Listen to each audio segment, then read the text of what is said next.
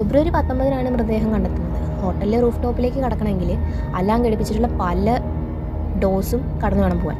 പക്ഷേ അതിന് വേണ്ടിയിട്ടുള്ള ആക്സസ് ഹോട്ടൽ ജീവനക്കാർക്ക് മാത്രമേ ഉള്ളൂ. അങ്ങനെയെങ്കിൽ എലിസ എങ്ങനെ അവിടെ എത്തും? ഏറ്റവും വലിയ ചോദ്യം വാട്ടർ ടാങ്കിൻ്റെ അടപ്പാണ്. 8 അടി ഉയരമുള്ള ലേഡർ ഇല്ലാത്ത ആ ടാങ്കിൻ്റെ മുകളിൽ അവൾ എങ്ങനെ കയറി? പോലീസ് ആദ്യം പറഞ്ഞത് ടാങ്കിൻ്റെ അടപ്പ് തുറന്ന നിലയിലായിരുന്നു എന്ന്. പക്ഷേ മൃതദേഹം ആദ്യമായിട്ട് കണ്ടിരുന്ന ജീവനക്കാരൻ കോടതിയിൽ പറഞ്ഞത് അടപ്പ് കൃത്യമായിട്ട് അടച്ച നിലയിലായിരുന്നു എന്നാണ്. അതുപോലെ അവളുടെ വസ്ത്രങ്ങളും ഫോണും മൃതദേഹത്തിനൊപ്പം ടാങ്കിൽ തന്നെ ഉണ്ടായിരുന്നു. ഒരു ആത്മഹത്യ ചെയ്യണമെന്ന് വിചാരിക്കുന്ന വ്യക്തി എങ്ങനെ വസ്ത്രങ്ങൾ ഒരു ടാങ്കിലിട്ട ശേഷം അതിലേക്ക് എടുത്തു ചാടുന്നു? പുറമേ നിന്ന് അടപ്പ് അടയ്ക്കാൻ എന്തായാലും ഒരു വ്യക്തി വേണ്ടേ? അവസാന പോലീസ് ഈ കേസ് ആക്സിഡൻ്റൽ ഡ്രോണിങ് എന്ന് പറഞ്ഞാണ് എഴുതി തള്ളിയത്. അവൾക്കുണ്ടായിരുന്ന ബൈപ്പോളർ ഡിസോർഡറിൻ്റെ മരുന്നുകൾ കൃത്യമായി കഴിക്കാത്തതുകൊണ്ട് അവൾക്ക് ചില ഹാലൂസിനേഷൻ ഉണ്ടായി എന്നാണ് അവർ വാദിച്ചത്.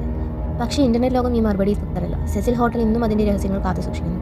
എലിസ ലാം അവിടെ വെച്ച് കണ്ടെത്ത തൻ്റെ ഉള്ളിലെ പിശാചിനായിരുന്നു, അതോ ഹോട്ടലിൽ ഒളിച്ചിരുന്ന മറ്റെന്തെങ്കിലും അദൃശ്യ ശക്തിയായിരുന്നു? നിങ്ങൾക്കെന്ത് തോന്നുന്നു?